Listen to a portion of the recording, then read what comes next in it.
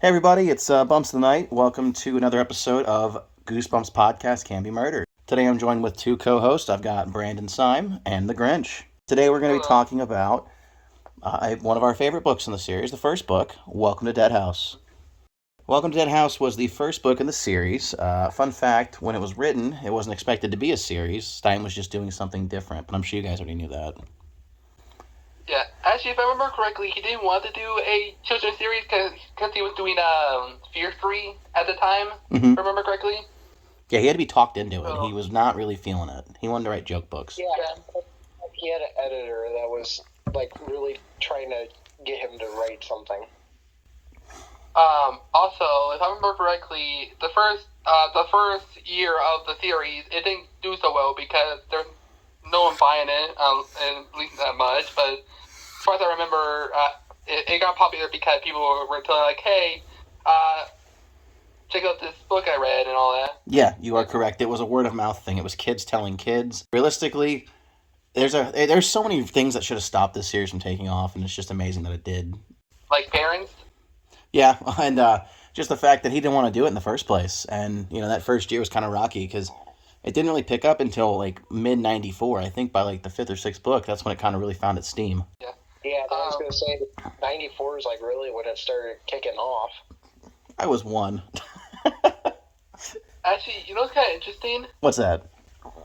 If I remember correctly, I know that Welcome to Dead House is the first book, Mhm. but the first mascot we had was either the skeleton guy or Slappy. And Slappy wasn't introduced until later on.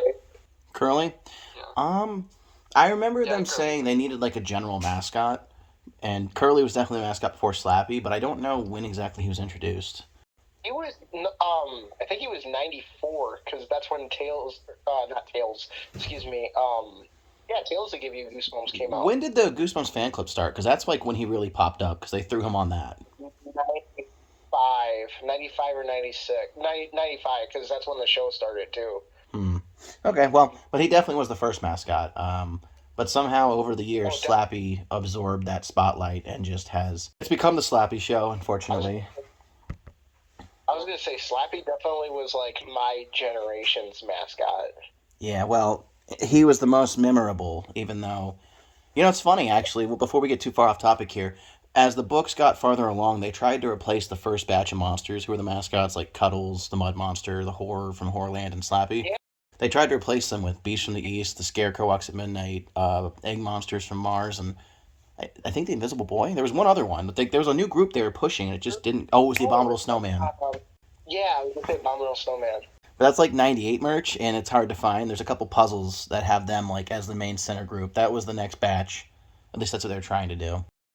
I'm reading it right now, and the first page says, "Look out for more Goosebumps book by Earl Stein. Down the Basement Monster Blood." So I guess for the next book, those two books in the series after this.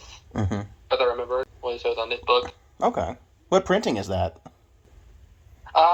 This is this is supposed to be the original copy because it had the number one. Because I have the copy of Night Limit Dummy in the reprint stage. Mm-hmm. So this is the original because it has like the little sticker right here. Nice. Well, personally, I really like Dead House. It's one of the few books and not that they're hard reads, obviously, but it's one of the few books I remember, like, as I was reading the series, I didn't want to put it down just because it kept getting better and better. Definitely easy. This first printing for me had no number on it, even. Yeah, the first 9 or 10 books didn't have numbers on the spines because they weren't a series yet. To be on track of Welcome to Dead House, I was reading when I was finishing it, here's the part I don't get. So here's the part right here. At the end was like, wasn't that Mr. Dallas standing at the porch, clipboard in hand? I wonder, catching a glimpse of the dark figure I ran to the car. No, it couldn't be Mr. Dallas up there waiting for them. I decided. If I remember correctly, this could be in the episode we end with the dog turning out to be like a zombie or something. They never really explained what they were. It was a mix between like vampires or zombies. So I think most of the group consensus is ghouls. Like they're just creatures who feast on the living. I know what I always thought was more ghouls than anything. The ending, like I said, I really liked the book. I liked all of it. That ending was kind of crazy because it's like they beat them, but they didn't because the next family was moving right in. And then She didn't even, like, Amanda didn't even warn them. She was just like, fuck y'all, you're on your own, and just dipped. Like, it's like, say something, girl. Right, exactly. She's no better than them. Yeah. Also, the dog doesn't appear at the end. It doesn't mention him anywhere in the final 2 pages. Did they leave the dog? I can't remember. Like, I know in this show, they took Petey with them, and they, like, realized he was a zombie in the car, and they're like, oh, shit, and that was the twist ending. But in the book, did they bring the dog? I can't remember. I know he was dead. It doesn't show it anywhere. It doesn't show, like, a dog. It just says that he slammed the car door behind me, and we sped away. That's where it ends. Okay, well, I mean, he was dead. Like, we knew he was dead. He stank, and he had little eyes. I love how the back says, because they want to be friends forever. You gotta wonder, what would have happened if they hadn't escaped? Would we have gotten a sequel to the book? I definitely like the fact that, like, it is an extremely dark book, considering, like, the rest of the series. Edgy. Especially, like, those first couple books were pretty dark. Yeah. Considering. What's worried about the most is the Night Living Dummy one, because slave a lot in his character. Like Freddy Krueger says the B word half time, so... I mean, he wants to possess them to keep them forever to do his bidding, so I guess slave was the way they just wanted to word it, I guess. I think it also, it comes to the time frame. I don't think slave was looked at the way it is now. I mean, things are a lot more touchy-feely nowadays. Yeah, the way we look at the word slave now is definitely a lot different than 1992 or 3 or whenever the book came out. I think if they rewrote it, they'd probably say be my personal minions or my personal servants. Yeah. That's probably what they would have gone with instead of slaves. Yeah. Oh, here it is. Chapter, page 86. It says, Josh, I don't believe it. I cried. You were right. Petey. Josh and I both started running towards our dog, but Petey arched back on his hind legs as he was getting ready to run away. He stared at us, his eyes red at Jules to the light of the flashlight. Petey, we found you, I cried. The dog lowered his head and started trotting away. Petey, wait, hey, come back. Don't you recognize us? With the person's speed, Josh caught up with him. Yeah, so I think you're right. I think he was dead. Oh, 100%. Here's the thing, though. So they shined the flashlight on him. Yeah, he was definitely dead. They saw his red eyes. Why didn't he die? Because when he whipped out that halogen flashlight on Josh, he straight melted his face. Also, if I may, I feel like with this book, I feel like this could be like an intro to Scooby Doo. You know, like the old haunted house from Scooby Doo. Mm-hmm. That's what it felt like for me. I just feel like we had a missed sequel here. Like, I feel like we should have... I know Holidays from Dead House didn't happen, but they should have had a Return to Dead House. I mean, I wrote one, but there just was so much, like... It was so... It needed to happen. I don't know why we got 4 Monster Bloods and we didn't get a second Dead House. I definitely agree. I would have loved to see Mr. Dawes again, or Dark Falls, or just something about Dead House. It was just... There wasn't enough explained. Like, the mystery was there. What were they? We know the plastic plant caused it, but... Obviously, they came back. Like, what are they actually? Monsters, my friend. Actually, I think they're more like a mixture of vampires and zombies, because if I remember correctly, the only monster I know that hates the sun is definitely either zombies or vampires. Yeah. It definitely felt like they're vampires, like, in some aspects. Or at least non-traditional vampires. I mean, they were synthetic because they were created by a plastic gas. Yeah. Right. Here's another thing. In the book, it states the whole town died. Who buried them? Because they came back. Yeah. So, as a kid, I always thought it was like, maybe like, this sounds so stupid, but, like the government maybe did a cover-up, you know what I mean, like, to actually bury them, but I always was so curious as a kid, I'm like, why don't they talk about that? I was reading this book, but out of all the 62 books of Goosebumps, this is the only one that doesn't have a direct villain, unlike the other ones. True. Like maybe the villain, I get that, or maybe the guy who sells them the house, but there's no really direct villain.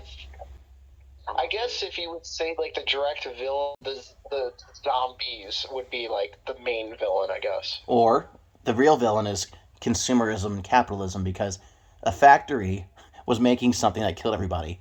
The real villain is money. Yeah, that is true. Deep cut. Also, the line at the end of the episode where he's like, "Come back, Starfall needs you. I need you. I'm hungry." Yeah, I always loved that scene. It's honestly probably one of the goofy.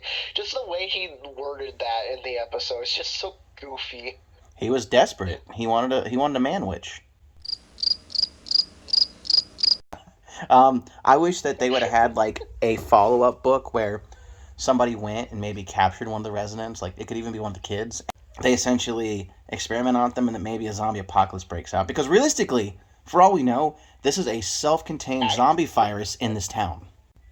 Dang! Now that you say that, that actually, yeah, that would have been really cool. I'm just feeling like soft Return of the Living Dead vibes. You know what I'm saying?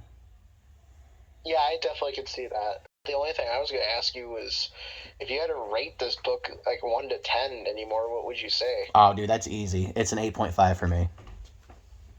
See, honestly, I actually reread it earlier this year because I was kind of getting ready for our other podcast.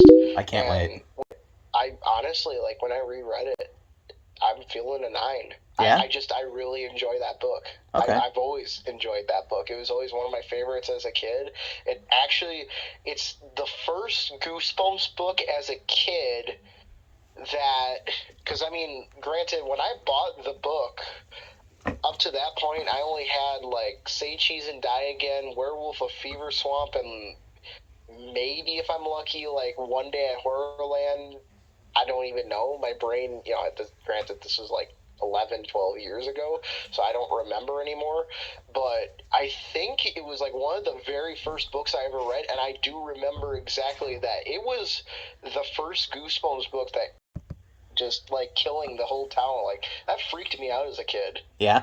Honestly, looking back, it's honestly one of my favorites just because of how dark it is compared to the rest of the series. I love that, like, kind of more edgy side of Goosebumps that you just don't see with the rest of the series. Premises of the Haunting Hour. Yeah. Also, when I did the kill count for this episode, I counted, if I remember correctly, I counted all the ones that were shown to be killed by the sunlight, so there's technically 6. If you're including some of the ones that got out of the house and in the cellar, Mm-hmm. and the dog, so there's technically 6. And the runtime is 44 minutes and 25 seconds. Okay. If you were going to rate this book, The Grinch, what would you rate it on a scale of 1 to 10? If I had to rate it, I still like Phantom of the Auditorium, if I'm being completely honest. So if I had to say this without that in mind, I have to say this is like 8 out of 10. Okay. For me. I definitely respect it. I mean, it's definitely one of the stronger books of the series, and I mean, it's definitely a really good start to the series. Alright, so 25.5 divided by 3. The overall rating for this book between the three of us is an 8.5, which I'd say is a very strong B, and I think it's definitely where it belongs. Yeah, I agree with that.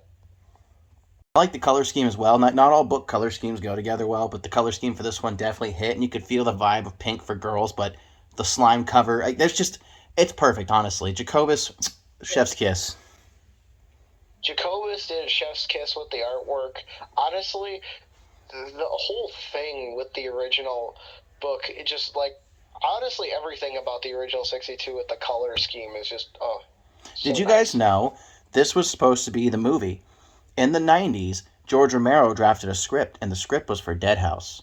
We didn't get it, but he wrote one. I knew about the Romero movie. I did not know it was Dead House. Mm-hmm. I did not know that. They had the Godfather of Zombies for Dead House.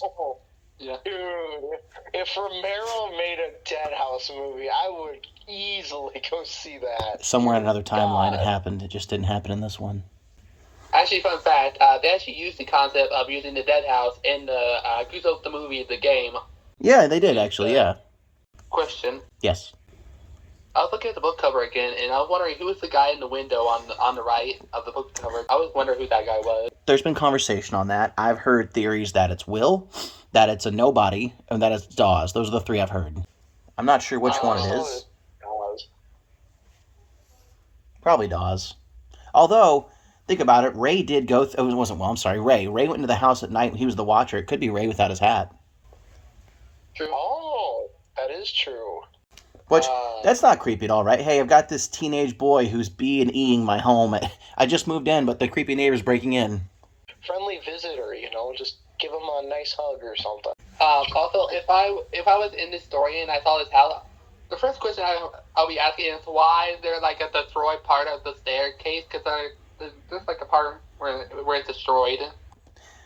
Yeah, you got a point there. Like, why is that destroyed? Like, what happened here? Like, I think it was more or less like, so think about it like this. In today's age, That's honestly a good question. being a millennial, if someone gives you a gift house, I you guess don't look my it in the thing stairs. is, if I was in that house, shotgun, easy. Boomstick. Shotgun. Oh my god. Just in case. Dude. Self-defense, man. The Evil Dead, but it's Goosebumps. also, why does the house look like a Michael Myers house, like from the original Halloween? I'm just waiting for him to come out the door and like just hold his like knife, just Cold in the night. That would have been a fun Goosebumps book. Honestly, I wonder if that's like where Stein was kind of like trying to get inspiration from, was like the Myers house. It's possible. It's very possible.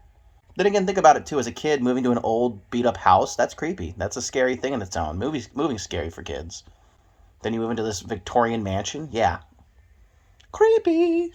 All right, well, do we have any closing statements on the book? We'll start with The Grinch. I have to say, if I wanted to read this again, definitely around Halloween. Definitely read this around Halloween the most.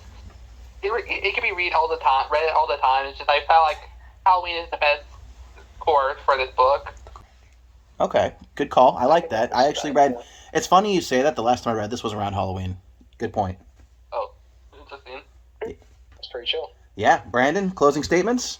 I really enjoy this book. Really fun read. Definitely one of my personal favorite books. And yeah. Okay. Good point. Personally, like I said, this was a really good start to the series. I really enjoyed it, and I'm looking forward to going over the next one with you guys. So if you guys haven't done so already, make sure you click subscribe and ring that bell so you can stay up to date with this podcast and other videos I post.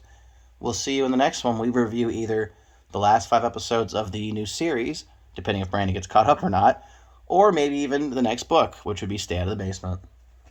Mm-hmm. Which I have more history with compared to this one. Oh yeah? Good. Then you better be there for it, because I need a historian on this. Them in quote, stay out the basement. There you go. Stay out of the basement. This has been Goosebumps Podcast Can Be Murder, and we'll see you in the next one.